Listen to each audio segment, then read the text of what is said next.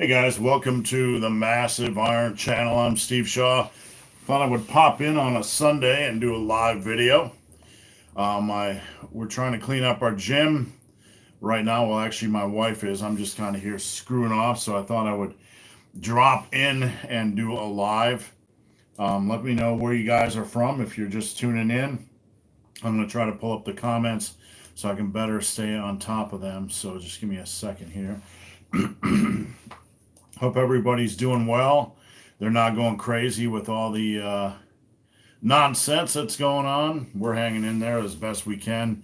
We got out yesterday for a couple-hour run. What's going on, Tom in Cleveland? What's going on, Tom? How you guys doing? What's going on, Aniket? You guys getting in your workouts? Thaddeus is here. You guys been consistent with your workouts and consistent with your training? Let me know how things are going for you guys at home or without gym access. I'm real curious.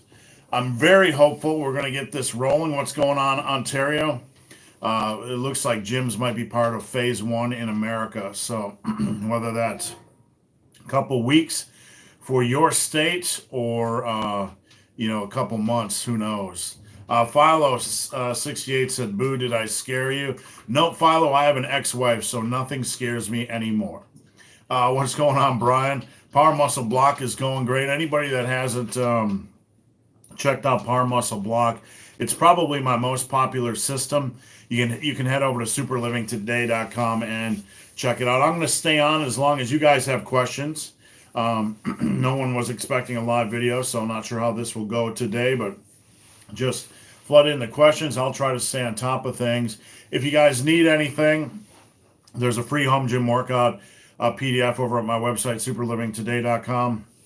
If you need coaching, hit me up on Instagram at BenTheBarman, at BenTheBarman. I have a couple slots available, and you can also email me, BenTheBarman at gmail.com. Just another data point. Thanks for your effort. Been watching your videos for about 6 months now and learned a lot. Thank you. I appreciate that. Behind the scenes, I've been writing basically the Bible of BHUD. Everything that all my philosophies, etc. It's over 600,000 words, and I'm editing it right now. So that is available for pre-order at superlivingtoday.com if you want to get it. But the books are gonna slowly trickle out. Let's see, what do we have here? Josh said he just finished a deadlift session. Got a top of the line garage gym, only missing a hack squat. That's good to hear. We're actually looking at adding a couple things. When all this passes, we're going to add a cable system here. We're looking at some sort of a inexpensive leg press, maybe a leg curl, leg extension, back extension. So we're looking at adding a few pieces of equipment. Let me know how the workouts are going for you guys. Any challenges you might have. Let's see, what do we got here? Thomas Locke's in the middle of a bench press in the basement dungeon. Here's to all you guys doing the basement dungeon thing. Yep, that's my drink of choice this morning. My ass slept in until 11:15. I was up watching Peanut Butter Falcon last night and got up and didn't really feel like eating anything this morning, so ran out and got a Diet Coke. All right, what do we got here? Chandler Cameron. I put 2 plates on my deadlift with mostly advice. Thanks, man. That's really good to hear. Keep up the great work. And if you keep at it, 3 plates won't be long. Modern Stoic. Pull-ups and chin-ups to dead hang or not to dead hang. I actually get on my clients a lot about this because I see them breaking on the pull-up or chin-up like halfway through. Like they're coming down and they forcefully make themselves stop. And it's like putting a lot of extra pressure on their bicep. I don't like it at all. I want you to, in a controlled manner, ease yourself back down to the starting position, not taking an inordinate amount of time, but just in a controlled manner, lower yourself to the bottom where your arms are pretty much straight and then pull yourself up. Just get in the habit of practicing them in this manner so you get full range of motion, full stretch, and you're not beating the crap out of your biceps. Let's see, what do we got here? Keep the questions coming, guys. Rahul. I've seen Kinobody videos, and I have not. I don't watch anybody. where he uses max weight first set and drops the weight every set. He does this for every workout. Well, it depends on if you're talking about max weight. If Kinobody is doing 1 rep maxes, he's a knucklehead. I assume he's not doing that. But if you are doing power building training, that is probably the best way to go. You want to hit your big weight, your bigger sets, your 3 reps, 5 reps, whatever. You want to hit those sets first. That's what I always did. That's what I did when I was strongest. Hit those big, heaviest sets first after a good warm up. And then you want to move on to lighter work. What I would do, because look, you want to do your heavier work when your body is fresh, when your mind is fresh, when your form is best, etc. What I did for a long time when I was at my strongest is I would work to my max set for the day, not a 1 rep max, but the max set I was doing for that day, the heaviest set I was doing for that day. Usually a bench press based on how I felt, I would do 365 for 5, or maybe even work up to 405 for a double. Bench press was very much intuitive. But what I would do after that is I would drop down to 315, do that for max reps, drop down to 275, do that for max reps, drop down to 225, do that for max reps. So yep, that is how you want to train in a power building manner. You always do your heaviest stuff, the most intense stuff first. All right, let's see what we got. Just another data point. Biggest challenge has been using the cold spring weather here in Michigan. Hard to work out in a cold garage. I hear you. Actually, I'm surprised more of us aren't getting colds just because, like here, a couple weekends ago or maybe 10 days ago, it was like 77, and then it got down to 27. The weather's been bouncing all over the place, messing with my sinuses, so that can be definitely hard to get motivated. A lot of my clients are finding it actually. They've gone out of their way to build a home gym, and they're finding it more challenging to work out at home. So that's a very interesting dynamic. All right, let's see. Chandler, 2 plates more, 165 to 3 or 185 to 365. Yep. Dat random person on YouTube. Do you think eating enough calories without working out can maintain muscle? No. You don't work out, you're going to lose muscle. Unless you didn't build any muscle to begin with, then you're probably not going to lose muscle. But if you have added any muscle and you discontinue lifting, you're going to lose muscle. Absolutely. It's happened several times for me when I went in the military. Even though I was very active, I lost muscle. After the birth of my first daughter, I was inactive for a while. So yeah, you're going to lose muscle. It happens slowly, but you'll wake up in like 6 months from now and you'll be like, you'll look different. You'll look different. Let's see. Tom, big hairy ugly dude, your opinion on feeder workouts, safe for arms. It's supposed to use the pump for nutrient delivery. Look, the pump is, don't overthink this stuff. The pump is not going to give you that much of a benefit.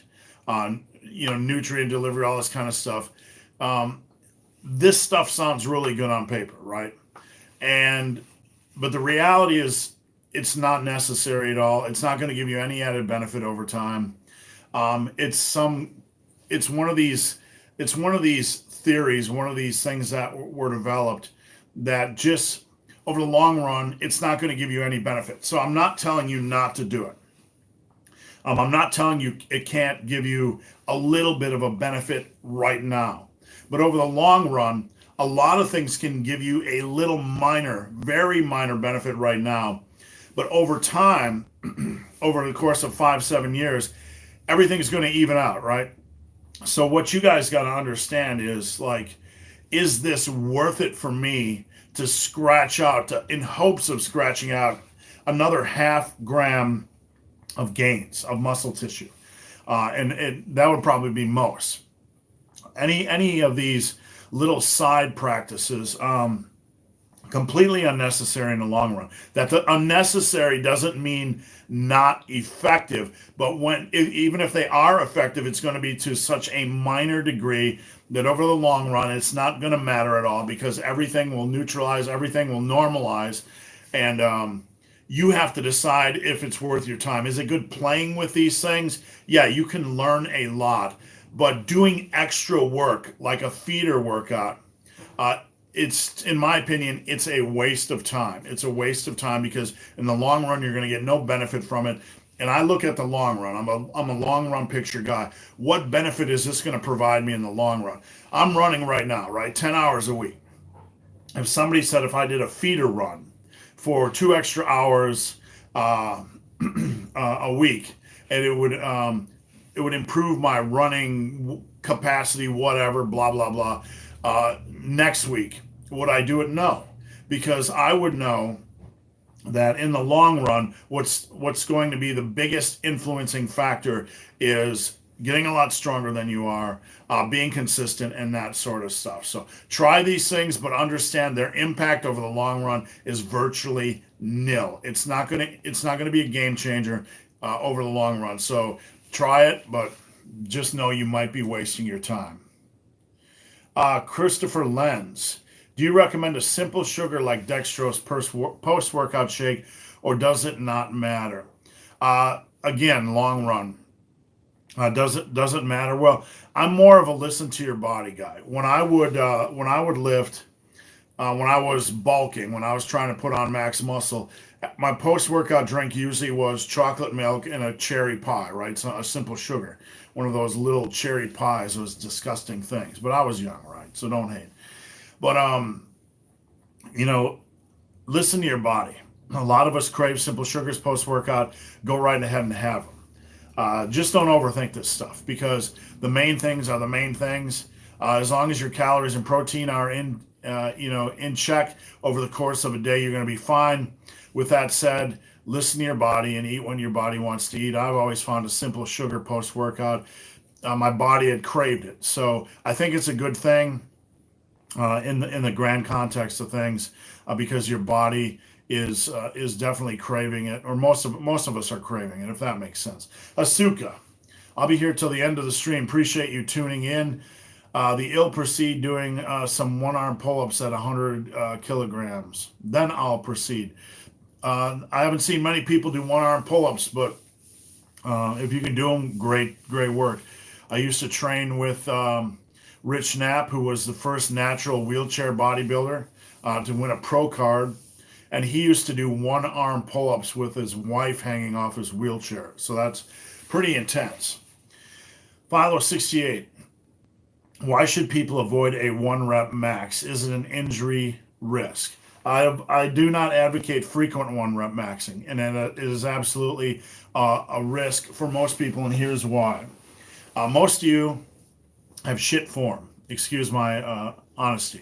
Most of you have shit form, and you have no business testing your 1-rep max. It provides, the second point, it provides no benefit at all. None, other than your ego. But, look, if you want to test it every 2 times a year, 3 times a year, that's on you. But yes, if you've ever been to a powerlifting meet and seeing people, go for maxes, there's injuries. There's injuries at every meet. If you have 50 people, you have 80 people at a meet, and a couple people are getting injured, that's a pretty high percentage, okay? That is one reason why I do not advocate it. And these guys at powerlifting meets generally have better form than the average person, so just keep that in mind. They provide no benefit to the strength and muscle building process. You dramatically increase the risk of injury, and quite frankly, most people have shit form. Most people come to me and they say, my form is pretty good, and I look at it and I wince. Because, not cracking on people, right? But people have a tendency to think they're doing a lot better than they are with form until they meet somebody that understands the basics of form and what parts and pieces are missing, right? So don't do that crap. You know what? You want to know if you're strong? Get to 365 on bench for 7 reps. Then you don't need to know your 1-rep max. You just know you're strong. Hasuka, I like working out at the gymnasium. Faizan, Ula, big, hairy, ugly dude. What's your opinion on the Spado press for novices? No. Novices need to stick to the basics. Novices need to master the basics. Novices should not be doing variations of major movements until they have mastered to a reasonable degree, not mastered, till they have a functional understanding, a reasonable understanding of the lifts, and then they can move on and try some variations. Don't start doing variations until you understand the prime movement. It'll provide no extra benefit. Let's see. Let me get a drink here, guys. Keep the questions coming.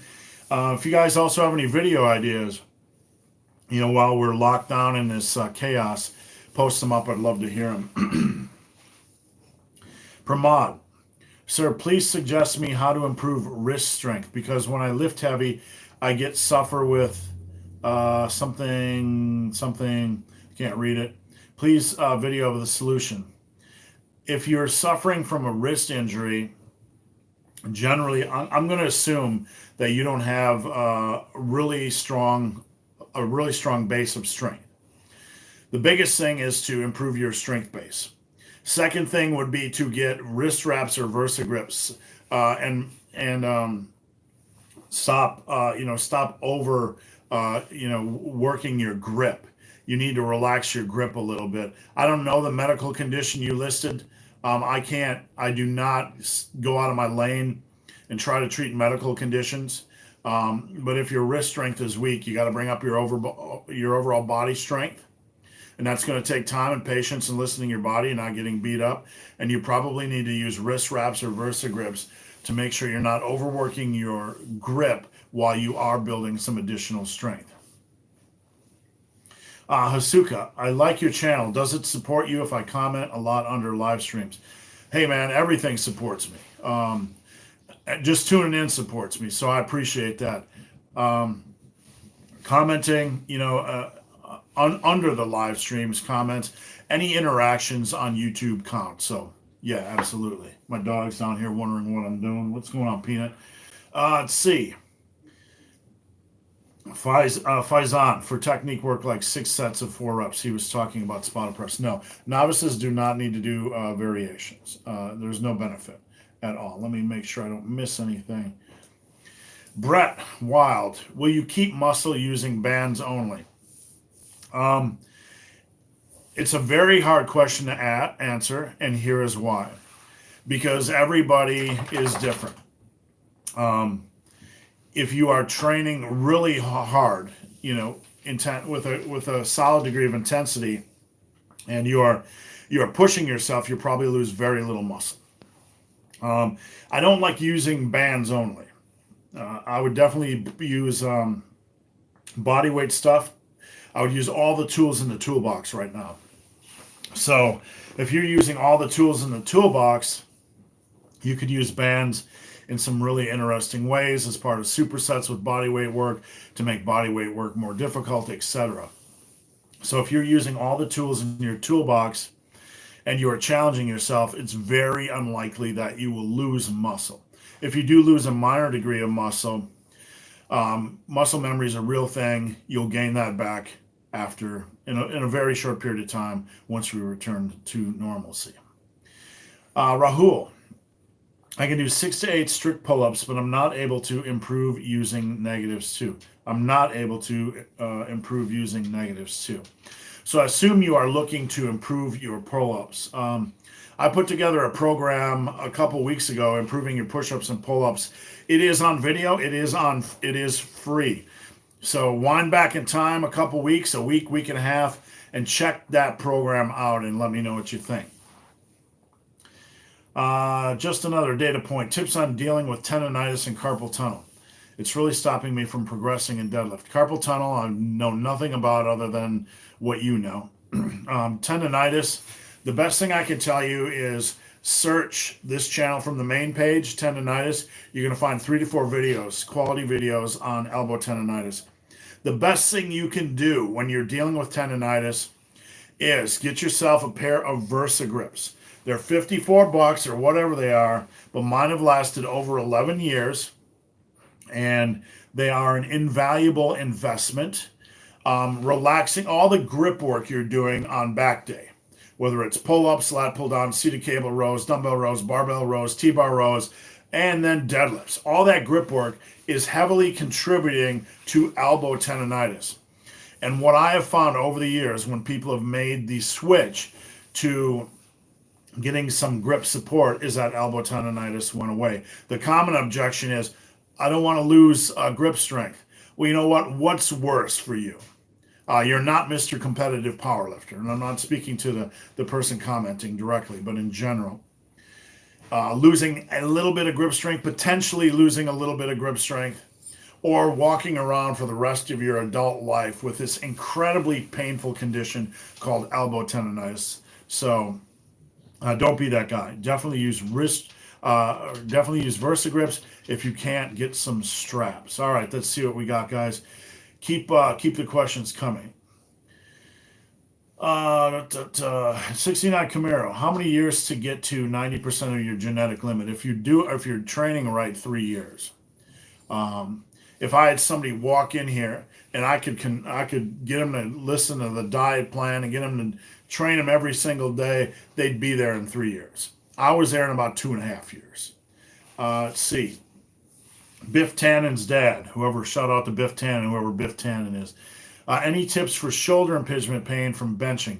Band pull-aparts seem to help.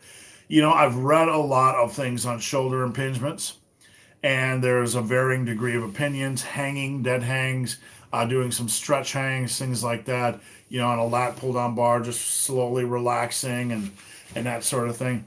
I've tried all this stuff myself. And,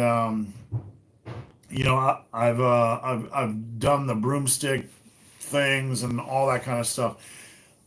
It's really up to the individual. I've not seen a lot of people personally change a shoulder impingement that way.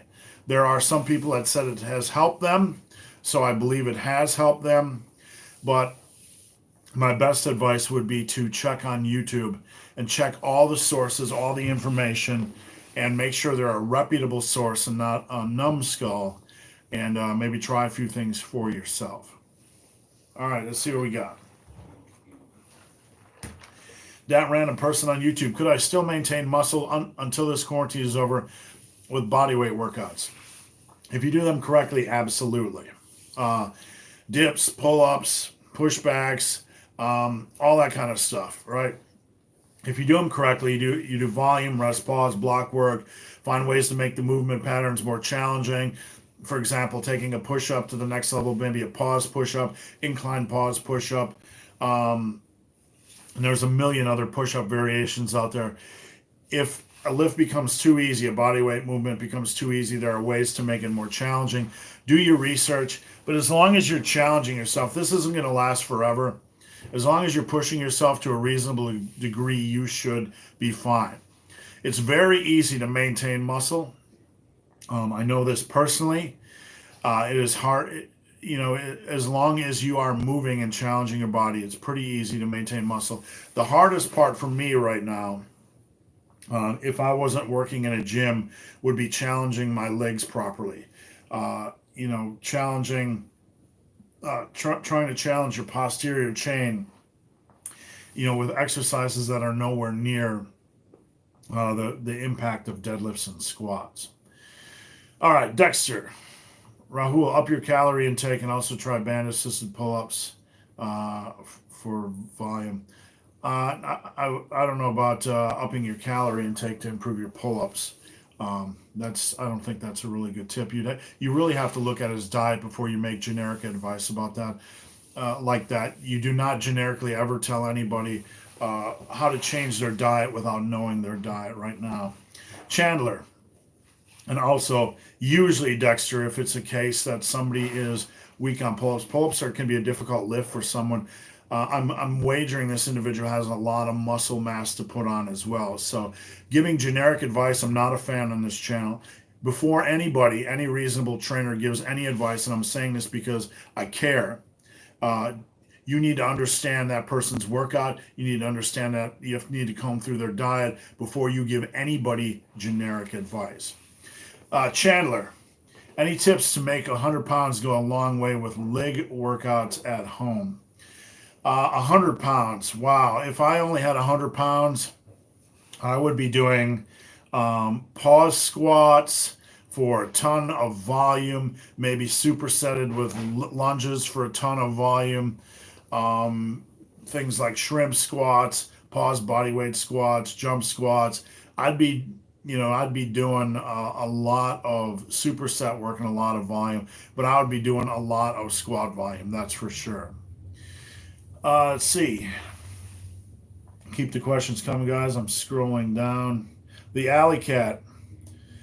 Hello, hope you are well. Please, can you give me your opinion on the 36 eggs a day intake?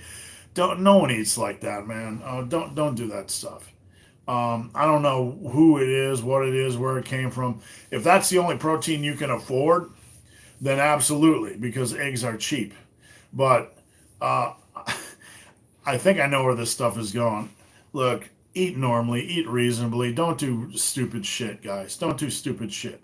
Um, Anything that's not sustainable, anything that's kind of ridiculous, like eating 36 eggs a day, it's not going to change any results at all. At all.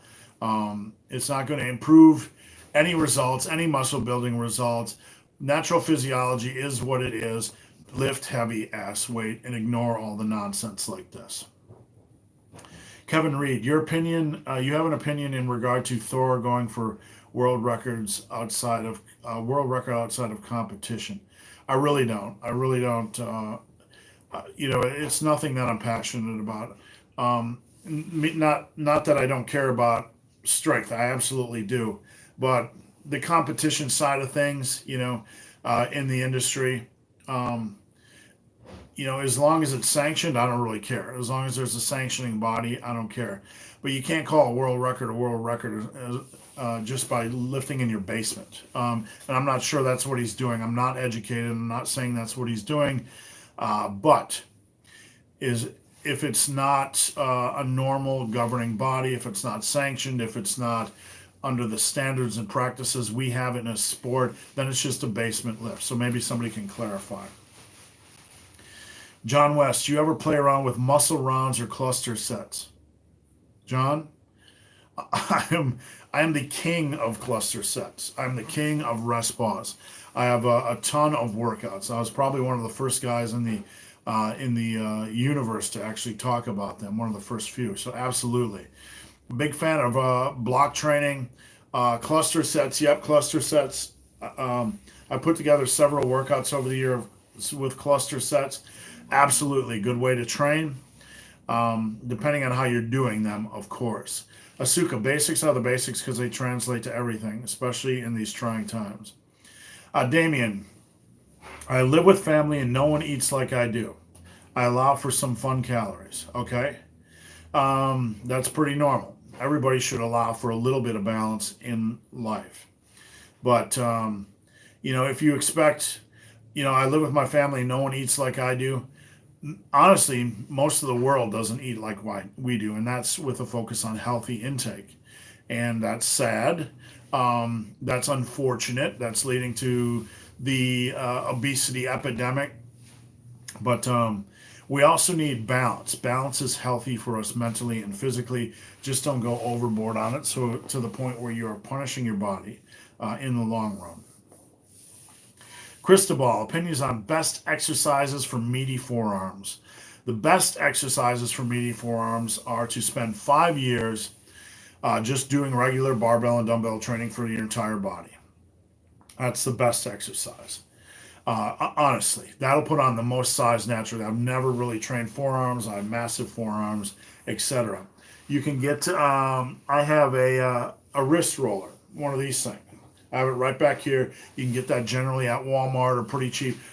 That's a really good exercise. You can just do a ton of them. You just roll the thing up, and you get a really good forearm work without spending a lot of cash on additional equipment, a ton of additional equipment, and you can pretty much do them 3 times a week. They're a lot better than doing these little wrist curly things and reverse wrist curly things. I've tried all that shit over the years, and none of that, in my opinion, is very. None of it's worth it, in my opinion. I'd rather see you do something like a wrist roller as a base. Joaquin, any tips on dealing with really bad soreness? I would probably do some recovery work each day, meaning get out and walk or stretch or yoga or something. I would take hot baths every day. One thing I would always do is take a hot bath just to get the blood flowing. And obviously make sure your protein intake is on track, but definitely a little bit of recovery work, depending on where you're sore and what would be appropriate for that area. Let's see. Tom says, follow-up question on the feeder workout. So should I blast biceps with heavy weight for less reps? No. Biceps, you don't really, for minor muscle groups, you don't really want to, like biceps, you don't really want to go super low reps. You can do a 6-rep set on dumbbell curls if you want. Just don't make that the meat and potatoes of your workout. I would stick between 8 to 10, 8 to 12 reps. If you're doing like things like cable curls or whatever, you might want to bump up to 12 to 15 just to get a little blood flowing. But generally 8 to 10, 8 to 12. You can do a couple heavier sets if you want, each workout of 6 reps. Doesn't really matter much as long as the overall rep volume is there and progression is in place. I just don't personally find low rep sets very productive or very good for the biceps, but mileage may vary on that. Dexter. Dexter is addressing that random person. He said he highly recommends get a basic barbell set if at all possible. I do. And I know a lot of people didn't like that video, but you know, they are out there. You can find them, and you know, it's a little easier than you would think. So I would try to get that plates. You know, just find them. Find somebody that has them. Somebody has them. The thing is, like, the guys I know that want to find the equipment end up finding the equipment because they're digging on Facebook Marketplace or Craigslist, or they have a buddy that has it, etc. So this message is hell for a review. All right. Press that like button for the genuine dude. Thank you. Cristobal liked the video. Thank you. Kashiwa Daisuke. Do you think fasting can be beneficial while cutting? It depends on what type of fasting you are doing. Intermittent fasting, yes, because and I recommend to a lot of my clients eating less calories during the day because it'll help save more for the evening, and it's a little bit easier to manage your fat loss. Extended, prolonged periods of fasting. I have some clients that do 1 to 2 days of fasting. I don't care as long as the days you aren't doing full day fasts, you're not eating like crap. You're eating reasonably. If you are somebody that's not eating reasonably on the non-fasting days, and then you're eating like crap, you're eating like crap on non-fasting days, and then you go on your fasting days and come off your fasting days and eat like crap. That's not a healthy lifestyle, not because of the fasting, but because you're using the fasting to make up for your really awful eating habits. What do we got here? Stan, when you're making videos, you are looking into a black camera hole. Do you see yourself, or do you see yourself? I don't look at the black camera hole. I look directly straight at the camera like it is my audience. And that you know, frustrates some people. I've had 1,000 messages over the years. Look at the camera hole. No. I have to look at what I'm doing. You have to look at what's going on screen, and that can be maddening to some people, but at the end of the day, they'll get over it. All right. Pramod says, de Quervain's tenosynovitis, also called radiostyloid tenosynovitis, painful condition affecting the tendons on the thumb side of the wrist, treatable by a medical professional, requires a medical diagnosis. Yes. Okay. Thomas Locke, thank you for your no fucking excuses video. Jumps into my head when I feel unmotivated. I'm really glad you liked that video. You know, it's when I make videos like that, I'm making them not just for you guys, but I'm making them for myself, right? No excuses. People kind of think, sometimes people come to me and think, you know, he's some kind of a superhero, some kind of a superhuman, right? I wake up out of bed just like you, the same every single day. Just want to drink beer, eat pizza, sit on my ass and do nothing. So a lot of the times when I'm making this stuff, I'm not just making them for you guys, I'm also making them for myself. A user with no name. Any tips on getting overhead press numbers up? I've been rotating grips and swapping the barbell for an easy bar doing 5x10. My biggest tips are drop low rep sets. Do 2 exercise variations a week, a dumbbell and a barbell. Seated standing, don't really care.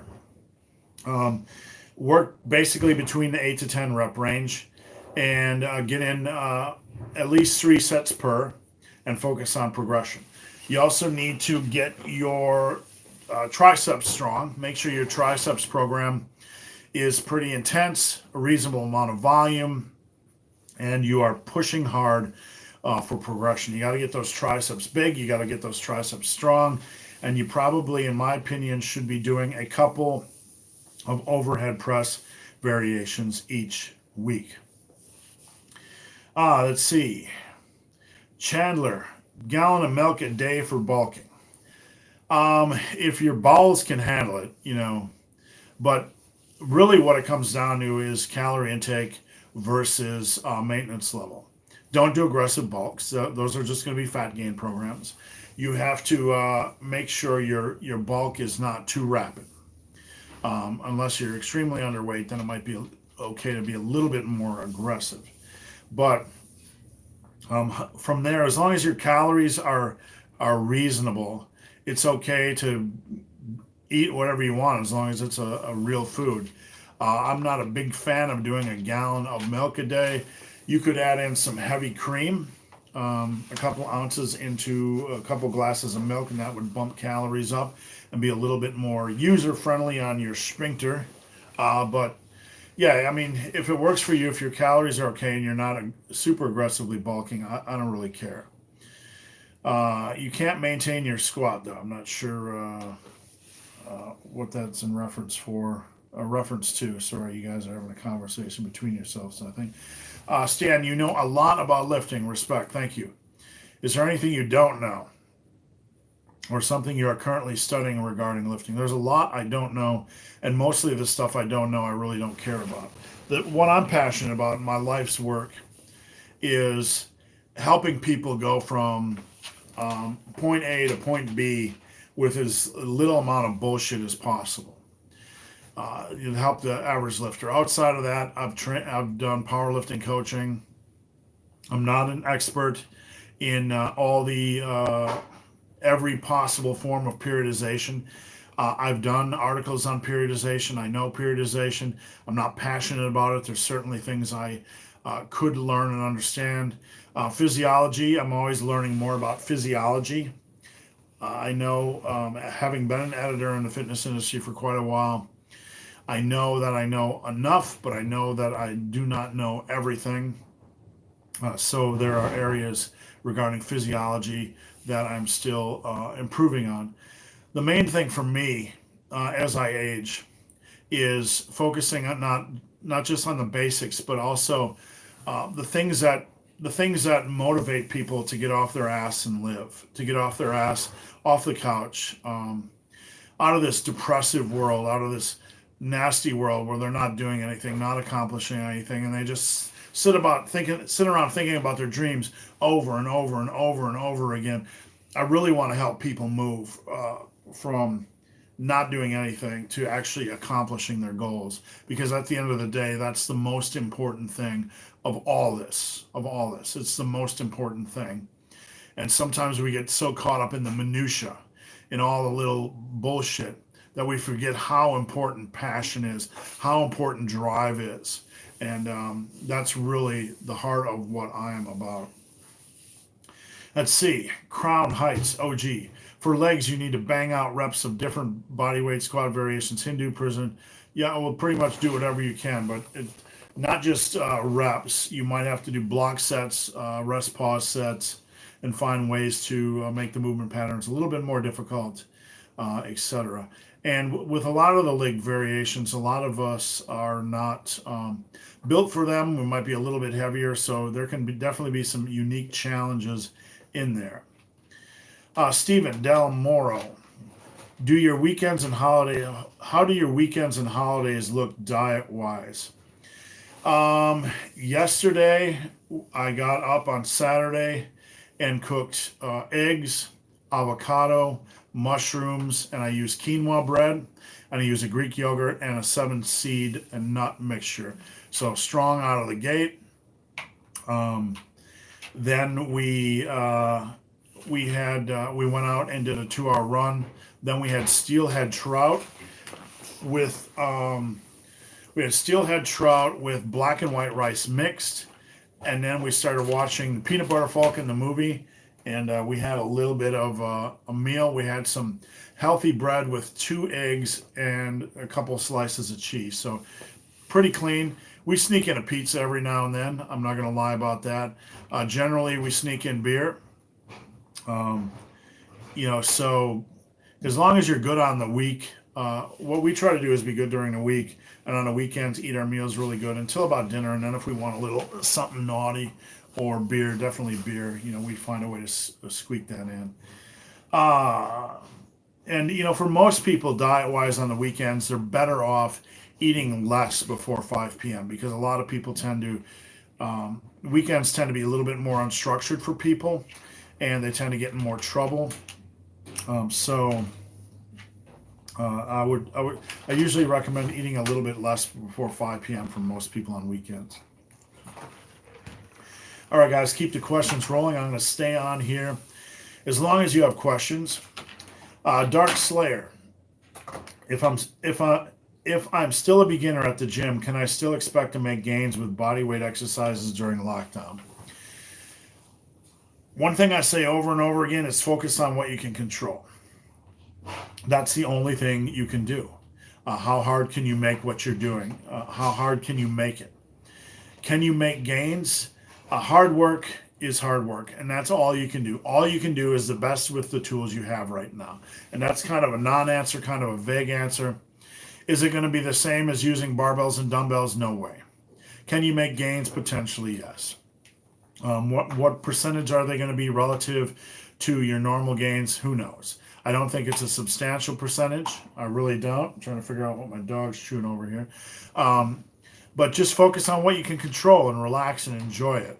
And just enjoy the work you're doing. It's probably not going to be anywhere near slapping a barbell on your back or ripping a barbell off the floor. But you just have to come to grips with that and do the very best you can. Let's see. Stan, do you use creatine? We are not using creatine at this moment. I pretty much have discontinued using it while I'm running because I'm focusing on, when you're doing a lot of endurance running, you tend to have a lot of gut issues because when you're out there running, there's not a lot of blood in your stomach. It's being used to cool you down in the muscles, etc. So there's a lot of gut issues that come with endurance running, and I'm trying to remove as many supplements or things that I put in my body as I can. So right now I am not. Billy Jack, opinion on assault bike for cardio. Not really sure what an assault bike is. So I apologize. Any look, when it comes to cardio questions, do what you love. Just do what you love, man. I mean, if you like doing it, do it. No form of cardio is better than another form of cardio. Get your heart rate up. That's the main goal of cardio. Have a period of time where you get your heart rate up. And just do something that you really enjoy. That's really what it's about. Brent Wild, Tiny Vest was showing the wrist roller yesterday. I've done it a while, definitely major pumps. Yep, and it is a challenge. So, still trying to get Tiny Vest on this channel. He emailed me a couple weeks ago. Kay Longstockings, thanks for recommending NewYorkBarbell.com. Just ordered stuff from this week and already received it. I'm glad. I love that company. They where I get most of my equipment, where I recommend. Just this little small company, but they just continue to deliver and have a wonderful selection of stuff. Philo68, has your grip ever affected your lifting workouts? Do strap and VersaGrips have their place? Absolutely. Everybody should have straps and VersaGrips. Grip, has it ever affected my workout? Well, I can't do dumbbell rows with 150s for multiple sets of 10 without them. So, not using VersaGrips and not using straps can restrict your ability to properly train your back. So, absolutely, VersaGrips have their place. Walter Jackson, how would you build a program if you had a TRX, power blocks, and a 16 kilogram kettlebell? I can't possibly to. I'm not laughing at you, Walter, but a very specific pieces of equipment. I would have to look at them and look at the structure. The TRX, the first thing I would do is I would go and look at all the TRX movements for each body part that you can find on YouTube. So TRX hamstring exercises, TRX chest exercises, etc. Make a list. Then I would try these out, see which ones you like, see which ones you don't like. Power blocks, I assume you have heavy weight. You can do a lot of dumbbell work, so I'd probably lead my workout with the heavier dumbbell work for volume, maybe 3-4 sets of 10. Maybe superset with a TRX. If you can do dumbbell bench press, you might want to superset with push-ups, or you might want to superset with TRX push-ups, etc. The kettlebell, that 16 kilograms, that would be very specific. That's a very limiting weight, because there's not a lot of exercises you can do with that kind of tweener weight. It's too heavy for side laterals. It's generally too light for overhead presses, etc. Paul DeVito, greetings from Canada. What's going on, Canada? Carlo, big hairy ugly dude. Go-to exercises for yoke development.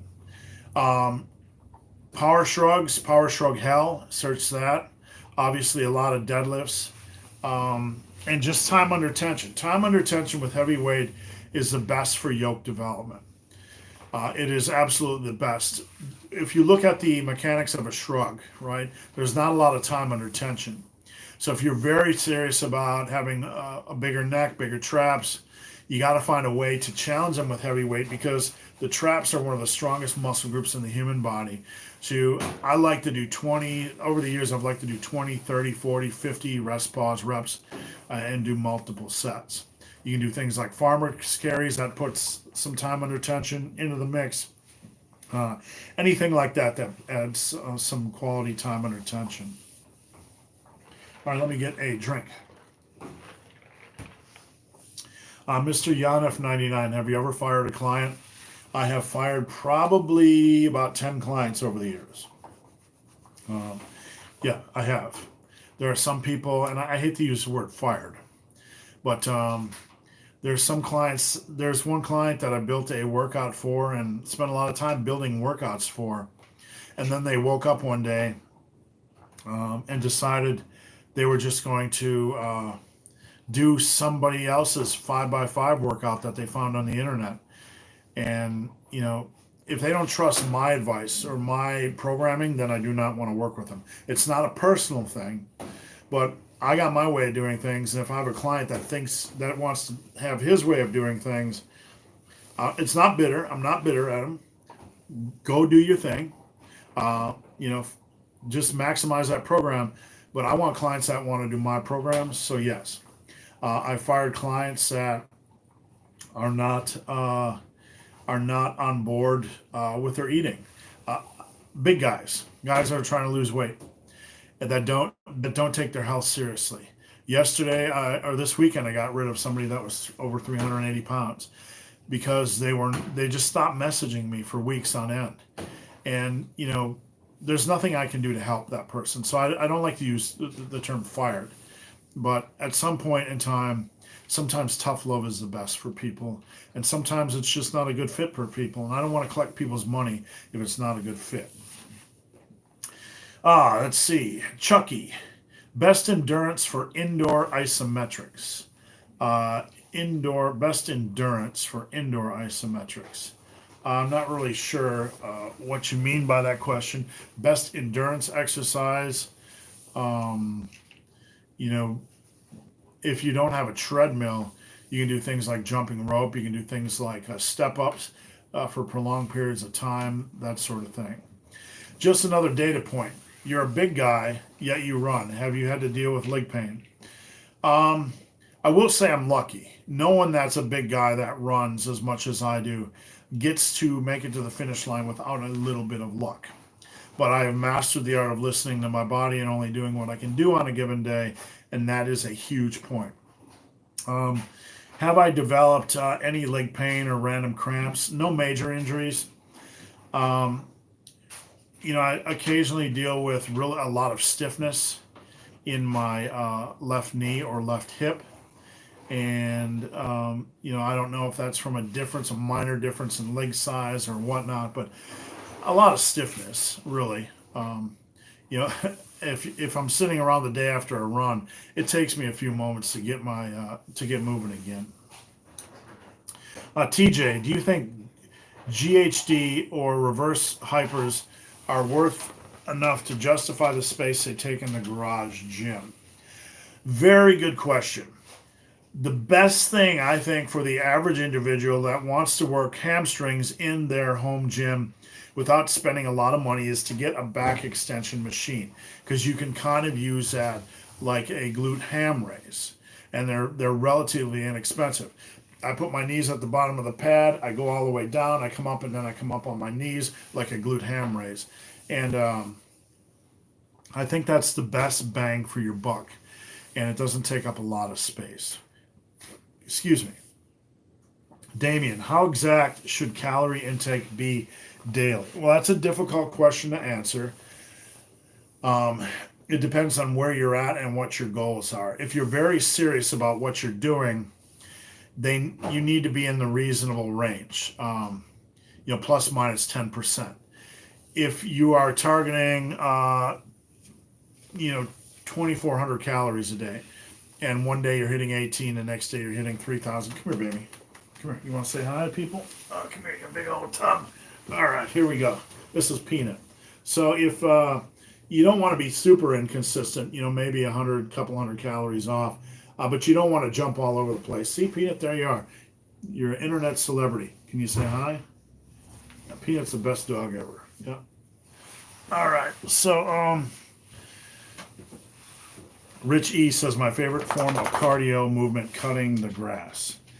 Well, back when I had a big lawn, I would spend 2 hours a weekend cutting the grass and was not so much a fan. Keep the questions coming, guys. We're nearing the end.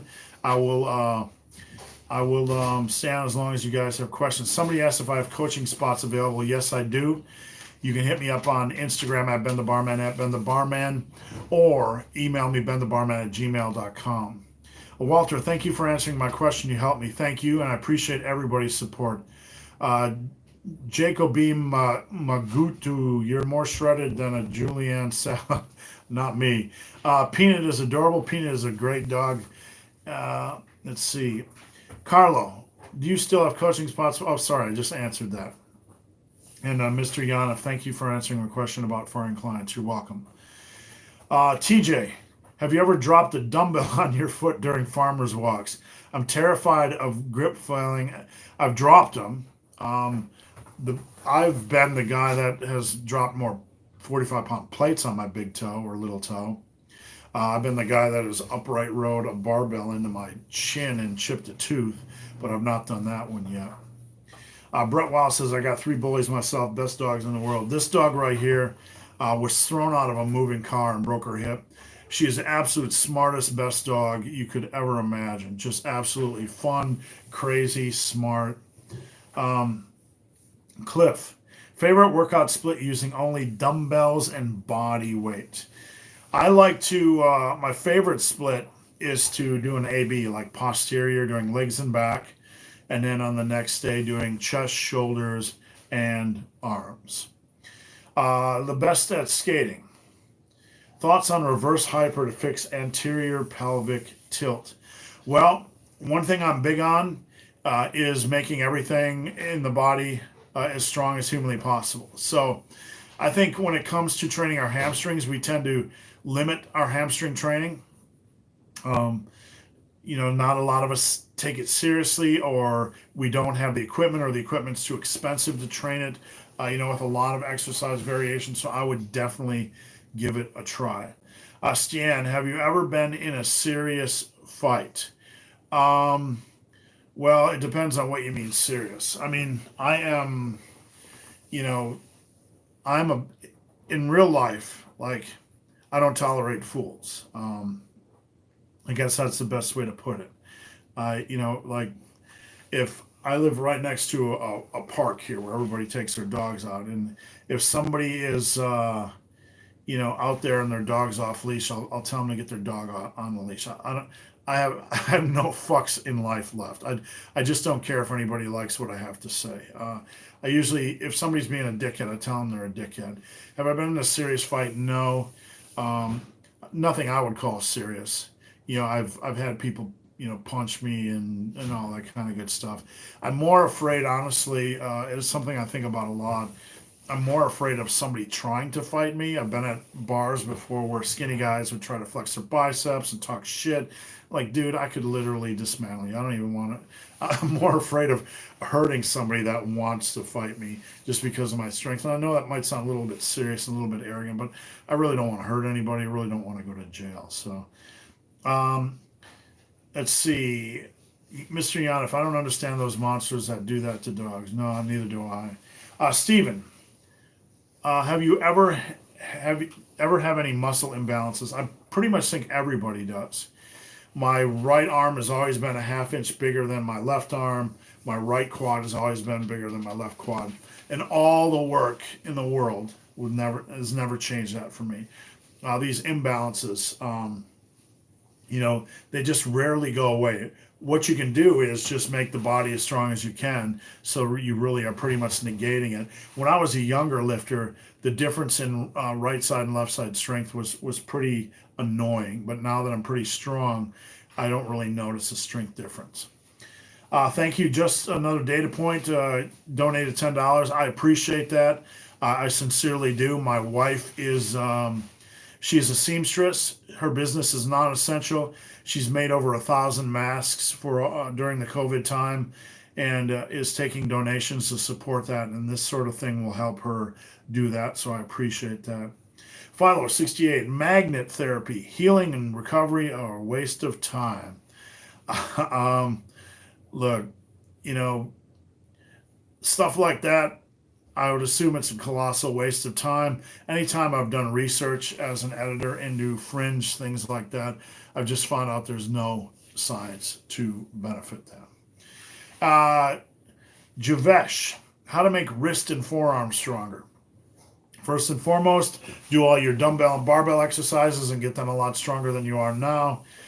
Second, forearms, maybe do things like wrist rollers, maybe do things like static holds. Mr. Yana, most of the time my family was in the military, but I'm in Israel. I'm not familiar with the impact of the experience from the West. Thaddeus says, Fiona is a wonderful person. You should be proud. I am very much proud of her, and I thank you, sir. All right, guys, I'm going to hop off. I appreciate you guys tuning in. I hope everybody has a great rest of the weekend. Look, if you're sitting around right now and you're struggling to find a motivation or the motivation to take care of yourself, just do something. Make a plan for this week. Make a plan to exercise, even if it's walking. But just get out. Go hike. Go get some sun. Go get some fresh air. Take care of yourselves. Take care of yourselves with food. All right, guys. Thanks for watching. Have a great day.